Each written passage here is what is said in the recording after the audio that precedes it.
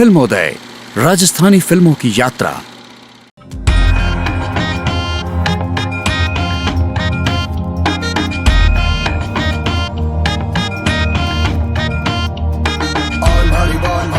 मारी पगड़ी जीत है रिवाज मारो मान मारी पगड़ी सबसे अलग है रसूख मारो जग में जुग जुग सुहे पहचान मारी पगड़ी बड़ साजे सिर मोर संत फकीर किसान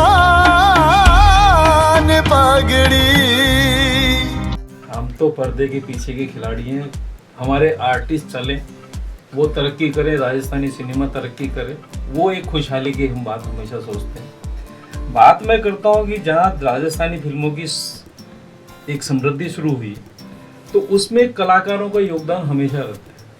तो आने वाले समय में जब आपने दंगल नाम की फिल्म की, आपने पगड़ी फिल्म की, आपने शंखनाद फिल्म की और अभी भी 1 2 नहीं 3 फिल्में कर रहे हैं, तो मेरा सोचना है कि इस यात्रा को भी आप बता दें।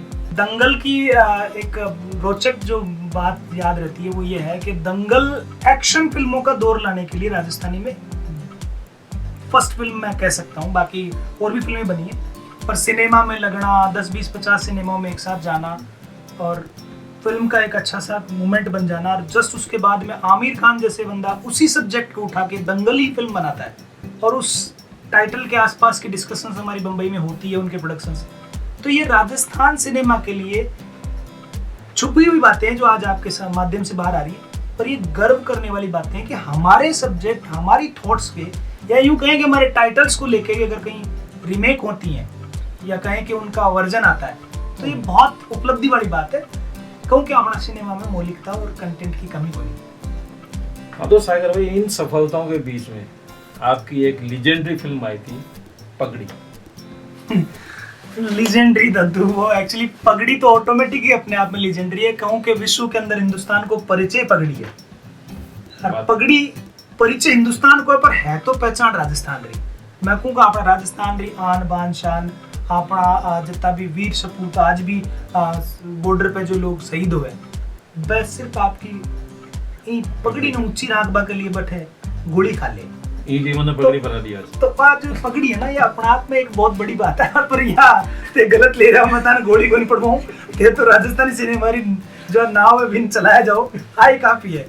तो मैं कहूँ कि रामजीरा जो हनुमान जी, रामजीरा ना जो पार कराओ ना नदी, केवट तो सिनेमा केवट हो, थोड़ा इन्हें पार लगाओ राजस्थान का सिनेमा ने।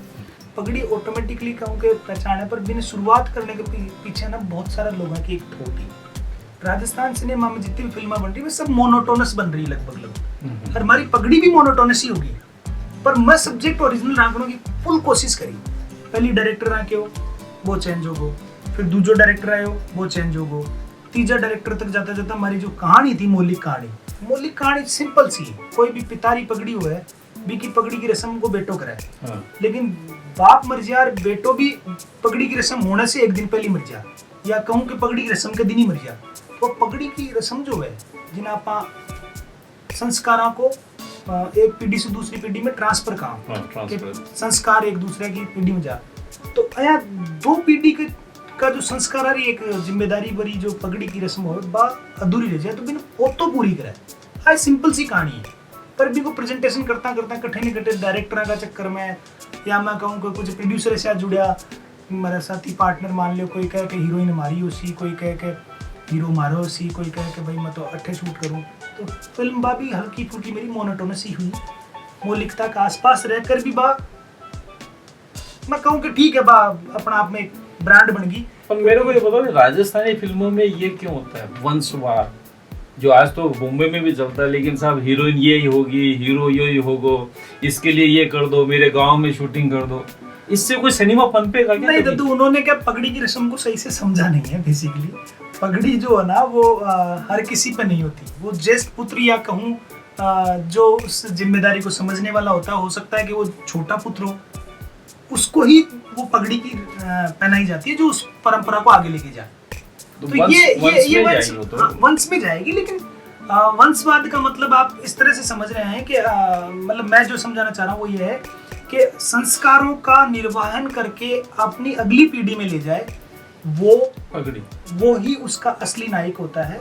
बहुत किस्सों में राजस्थान के बहुत सारे रजवाड़ों में देखिएगा कि वहां पर बाप की गद्दी बेटे को मिलती है, लेकिन बहुत सारी जगह ऐसी जहाँ पे बेटे को नहीं मिली, उसको मिली जो उस गद्दी पे बैठने के लायक था। लायक को ही मिलनी चाहिए। तो इसमें तो देखो तो इसी वजह से राजस्थान सिनेमा कहीं ना कहीं ऊपर नीचे हो जाता है।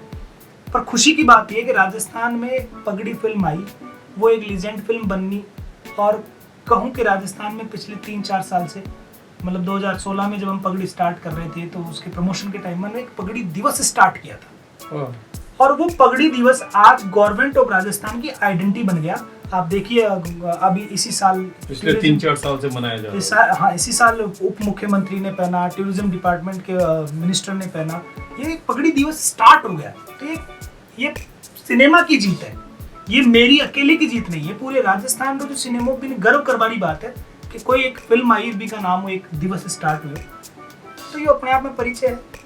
और बस बात तो चौकी राजस्थानी बोल रहे हो, तो राजस्थान का कलाकार राजस्थानी फिल्मों से जुड़ा रहा है और ऑलमोस्ट आजकल जुड़ गए हैं, तो हिंदी वालों पे क्यों निर्भर करते हो? यहाँ का आदमी जितनी अच्छी तरह से यहाँ की भाषा, यहाँ की बोली को बोल सकता है, वही सिनेमा को समृद्धि ला सकता है। तो मेरा मानना जो था उसको आपने बोल बोल के प्रूव किया, इसलिए मेरे जहन में ये सवाल आया कि हम अपनी भाषा को किस तरह से सिंप्लीफाई करके आम दर्शक तक पहुंचा सकते हैं। देखो मैं आप भी इतनी देर थारू बात कर रही हूँ, मन तो लाभ कौन रहे हो कि मैं हमारी भाषा में कट्ठे मन हिचक महसूस हो रही हो, शर्म महसूस हो रही हो, या ऐसी कोई टिपिकल मैं बोल रही हूँ कि जो समझ कौन रही।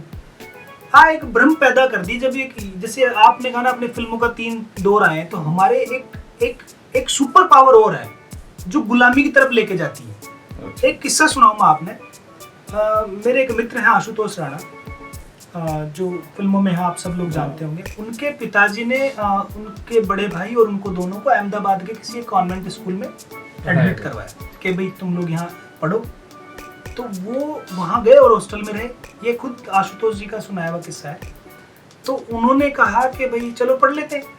पर बापूजी जब 6 महीने बाद या 3 महीने बाद जब मिलने आए उनके, तो उस समय आशुतोष जी और ये सब उनके पापा से मिलने गए, तो जाते बोलते हेलो पापा, गुड मॉर्निंग। तो जो वहाँ का फादर आ ठेठ एमपी के सागर के पास एक गांव से, तो वह कहा कि भाई जी आज ही थे थारे ट्रांसफर सर्टिफिकेट निकलवा ले, टीसी लेवा अपने घर चला। बोले बाबू जी हुई के? बोले क्यों वो नहीं रुक जा तू?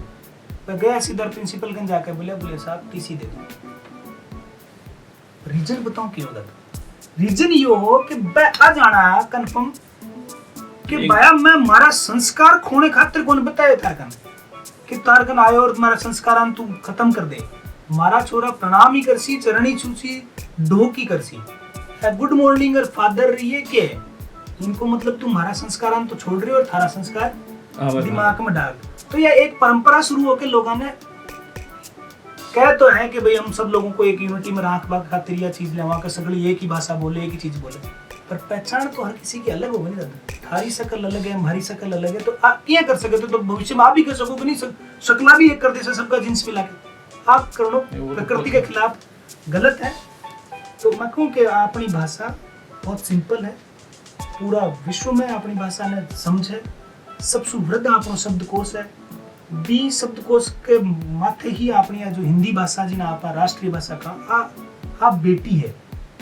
राजस्थानी भाषा इरी माँ है, मायड़ भाषा जो हमारी है वही बथेसुई हिंदी निकली है। मैं कहूँ कि हिंदी को वंश कटे राजस्थान, ब्रज, यूपी, हरियाणा, यहीं के आसपास की इस बेल्ट की ही जो मूल भाषा है, तोड़ तोड़ के कहूँ कि शब्दों को उठा के शुद्ध शब्दों को रख दिया, वही तो मौलिक हिंदी बनी है। उत्पत्ति स्थल तो संस्कृत ही रही है, संस्कृत से ही निकल के सारी है। अपनी जो भाषा है उसकी बोलियां बेहतर है, लेकिन राजस्थान की राजस्थानी एक भाषा के रूप में अगर मान्यता में मिले, तो मेरा मानना यह है कि सब राजस्थानी फिल्मों में भी एक बदलाव आ सकता है, यहाँ पे भी एक सफलता की नई राह चल सकती है। वो परिचय में आया कह सकूं कि अपनी राजस्थानी भाषा में अगर मान्यता मिल जाए, तो ये जो लोग भ्रम फैलाओ नहीं कह रहे राजस्थान में तो अति बोलियां हैं, अति भाषाएं हैं, कौन सी पढ़ा, कौन सी फिल्म देखा, कौन सी को देख। हकीकत यह कि पाठ्यक्रम बढ़ गया तो आदमी कम एक पाठ्यक्रम पढ़े तो भी ऑटोमेटिकली पता लग जाए कि राजस्थानी कौन सी बोलो कि यही बोलो, पर आई एक लास्ट लैंग्वेज है। तो आप कौन कैसे के लोग बाग के राजस्थान में अलग अलग बोलियां हैं, मतलब अपन तोड़ने की जो नीति लगा रखी है वह खत्म हो जाएगी अगर पाठ्यक्रम में आ जाएगा और हर बच्चों भी ना आसानी से शब्द ने समझ भी सके क्योंकि वो पढ़ रहे हैं। और मैं भी थाने बताना चाहूँ दद्दू के थान तो खैर बेरो ही है पर मैं दर्शकों ने बताना चाहूँ कि हिंदुस्तान रो एक बड़ो नियम है कि हर बच्चा ने बी की मातृभाषा में एजुकेशन लेने को अधिकार है। जो अपना राजस्थान रो मतलब कहूँ कि नसीबी को नहीं कि अपनी बच्चा ने अपनी मौलिक भाषा में अपनी मातृभाषा में अपनी माइड भाषा में पढ़ने को अधिकार ही को मिल रहे हो। नहीं, वो संवैधानिक अधिकार नहीं है, सिर्फ 8वीं सूची के कारण नहीं है। लेकिन अभी जो कहना से नई शिक्षा नीति आई है उसमें तो ये अधिकार दे दिया गया है कि अब माइड भाषा में फिल्में भी बनेंगी। माइड भाषा का मतलब है कि आप किसी भी बोली में फिल्म बनाओ लेकिन वो राजस्थानी कहलाएगी। दद्दू मैं आपने राम राम करूं और जाते जाते एक मैसेज और छोड़ना चाहूं कि थारा फिल्मोदय का माध्यम हूं सरकार और जनता दोनों में हमारे प्यार बरसावे। राम राम। नमस्कार। अगर आपको हमारा यह वीडियो पसंद आया है तो इसे लाइक करें और सब्सक्राइब करें और बेल आइकन का बटन दबाना ना भूलें।